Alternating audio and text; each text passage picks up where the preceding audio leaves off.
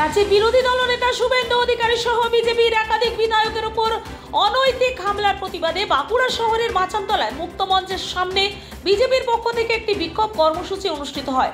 কর্মসূচিতে অংশ নিয়ে বিক্ষোভে ফেটে পড়েন বিজেপির নেতৃত্ব সহ কর্মীরা। কর্মসূচিতে নেতৃত্ব দেন নবনির্বাচিত বাঁকুড়ার সাংগঠনিক জেলা বিজেপির সভাপতি প্রসেনজিৎ চ্যাটার্জি। বেশ কিছুক্ষণ ধরে মাচানতলা মুক্ত মঞ্চের সামনে বিক্ষোভ কর্মসূচি চলে বিজেপির পক্ষ থেকে। আমরা দেখে নেব সেই খবর। হিন্দু ভাই ভাই, হিন্দু হিন্দু ভাই ভাই, বিজেপি হিন্দুদের জন্য লড়ছে, লড়বে, বিজেপি হিন্দুদের জন্য লড়ছে, লড়বে, সংখ্যালঘু তোষণকারী তৃণমূল দূর হটো, সংখ্যালঘু তৃণমূল দূর হটো, হিন্দু বিরোধী সরকার, হিন্দু বিরোধী সরকার, হিন্দু হিন্দু ভাই ভাই, হিন্দু হিন্দু ভাই ভাই, তাই তো বলি বিজেপি বিজেপি বিজেপি।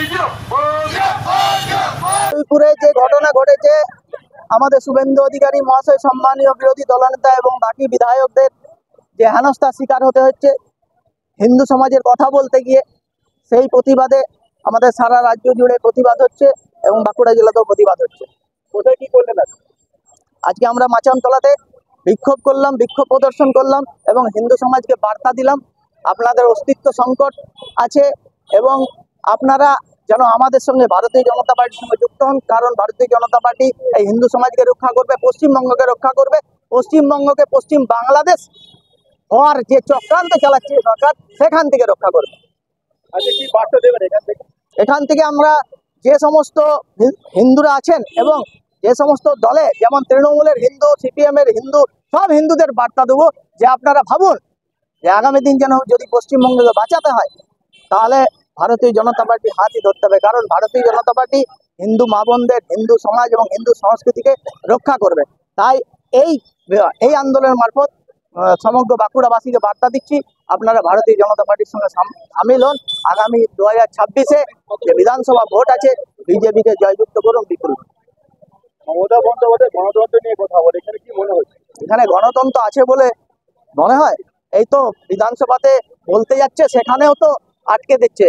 হিন্দু সমাজের নিয়ে কথা বললেই যখনই বলছে তখনই বিভিন্নভাবে হেনস্থা হতে হচ্ছে এবং আমাদের যে সমস্ত আন্দোলন হচ্ছে অনেক জায়গায় আন্দোলনের পারমিশন দেয়।